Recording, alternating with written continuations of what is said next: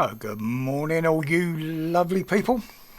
It's grumpy old Git in the corner again on a beautiful Friday. Well, what more can we say after yesterday? Do we need to see any more evidence of what Kitty Starver is planning to do with this country? You know, creating situations, not just in Londonistan, but all over the country, where the police will be allowed to bully, harass members of the public into reacting, and we know how. Now, this is all about control.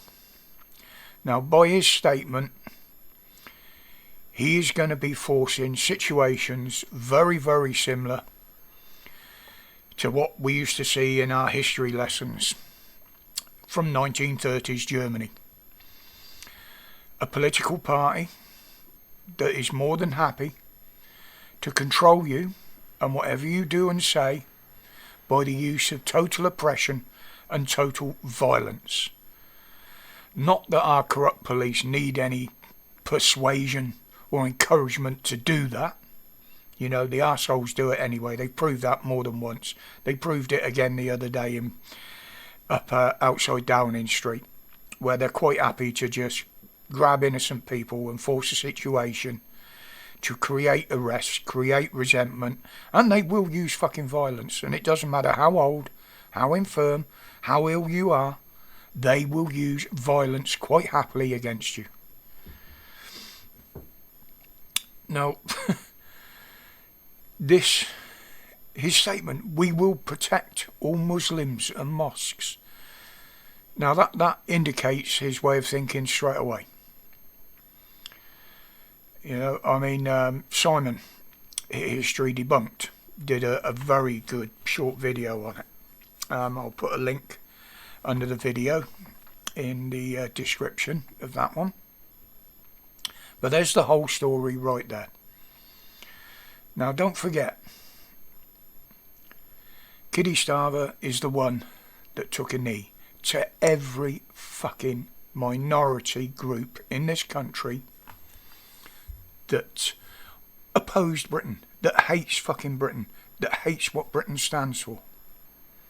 And now we've got another Prime Minister who fucking hates what Britain stands for. You know, he will be happy to incite violence, to use violence against us.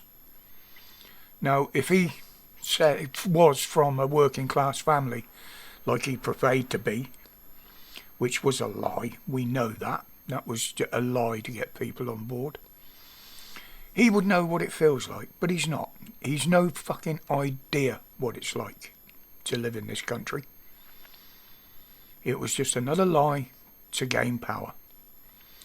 Now, to you fucktards that voted for him, you lefty wankers, don't forget, he doesn't give a shit about you. If you're English and you're white, you're going to end up fucked the same as us. He will fuck you over royally. So you need to get that in your head straight away. Now, you've only got to look, as Simon says, at the numbers of how many Muslims have been killed in this country by white people. And then look at how many white people have been killed by Muslims. Or even killed by the police, because that's a far bigger fucking figure. We don't just have two-tier policing in this country. We have two-tier government.